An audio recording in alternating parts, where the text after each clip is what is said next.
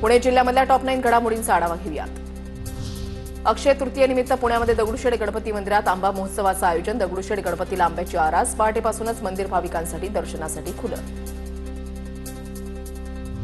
आवक कमी आणि मागणी वाढल्यानं पुण्यामध्ये हापूस आंब्याच्या दरामध्ये मोठी वाढ। घाऊक बाजारामध्ये डझनाला 800 ते 1200 रुपये तर किरकोळ बाजारामध्ये 1200 ते 1500 रुपयांचा दर।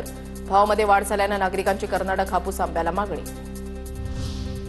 पुण्याच्या मुळशी खुर्द इथल्या टाटा धरणाच्या किनाऱ्यालगत स्थानिक हॉटेल चालकांकडून कचरा टाकला जात असल्याचं समोर। कचरा समस्येमुळे ग्रामस्थांच्या आरोग्याचा प्रश्न गंभीर। मुळशी खुर्द परिसर लवकर कचरामुक्त करावा, नागरिकांची मागणी। पुण्यातल्या भोर नगरपालिकेच्या मुख्याधिकाऱ्यांकडून अनियमित बेकायदेशीर कामकाज सुरू असल्याचा भाजप नगरसेवकांचा आरोप। मुख्याधिकाऱ्यांनी आचारसंहिता काळामध्ये आचारसंहिता भंग करून बेकायदा ठराव केले। भाजप नगरसेवकांची कारवाईची मागणी। पुण्याच्या भोरमधील श्लोक भेलकेची चेन्नईमधल्या राष्ट्रीय रोलर स्केटिंग स्पर्धेमध्ये सुवर्ण कामगिरी। 200 मीटरमध्ये गोल्ड जिंकत महाराष्ट्राची मान उंचावली। पुण्याच्या मुळशी तालुक्यामधल्या साठेसाई इथल्या अंगणवाडीच्या छताच्या प्लास्टरचा काही भाग कोसळला। सुदैवानं यात कोणालाही दुखापत नाही। जुन्या जीर्ण झालेल्या अंगणवाड्यांचा प्रश्न पुन्हा ऐरणीवर। पुणे सातारा महामार्गावरील धांगबडी गावाच्या हद्दीमध्ये कंटेनर उलटला। कंटेनर चालक जखमी। सुदैवानं अपघातामध्ये कुठलीही जीवितहानी नाही। भरधाव कंटेनरवरील चालकाचा ताबा सुटल्यानं अपघात झाल्याची माहिती। विविध जिल्ह्यातल्या टॉप 9 घडामोडींचा आढावा घेऊयात। नारी शक्ती वंदन विधेयक फेटाळलं गेल्यानंतर नांदेडमध्ये शिवसेना महिला आघाडी आक्रमक। हिमायतनगर शहरामधील आयटीआय कॉर्नर इथे काँग्रेस आणि इतर विरोधी पक्षाच्या विरोधात शिवसेना महिला आघाडीच्या वतीनं निषेध आंदोलन।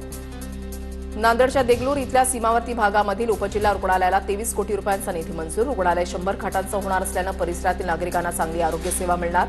निधी मंजूर केल्यामुळे अंतापूरकरांनी मुख्यमंत्र्यांचे आभार मानले। विदर्भात उष्णतेची लाट। वर्धा जिल्ह्याचं तापमान 45 अंश सेल्सिअसवर। नागपूर अमरावतीमध्ये सुद्धा पारा 44 अंश सेल्सिअसच्या पार। विदर्भामध्ये उकाड्यानं नागरिक हैराण। बुलडाण्यामध्ये तापमान 38 ते 39 अंशांवर। बुलडाण्यामध्ये सकाळपासूनच हवामानामध्ये बदल। मुख्य म्हणजे 19 आणि 20 एप्रिल रोजी हवामान खात्यानं वातावरणामध्ये बदलाचा इशारा देखील दिलाय। बीडच्या परळीमध्ये सावरगाव पाझर तलावानं तळ गाठला। पाझर तलावावर अनेक शेतकरी अवलंबून, पण पाण्याअभावी पिकांना योग्य वेळी पाणी देता येत नसल्यामुळे उत्पादन घटण्याची शक्यता। परभणीमध्ये सिलेंडर मिळत नसल्यामुळे ग्रामस्थ अडचणीत। गॅस बुकिंगच्या 15 दिवसानंतरही गॅस सिलेंडर मिळेना, त्यामुळे गॅस एजन्सीच्या बाहेर नागरिकांच्या लांबच लांब रांगा। रत्नागिरीमधल्या हातखंबा इथे 4 वाहनांचा भीषण अपघात। एका ट्रकनं इतर वाहनांना धडक दिली। वाहनांना धडक दिल्यानंतर ट्रक विहिरीमध्ये कोसळला।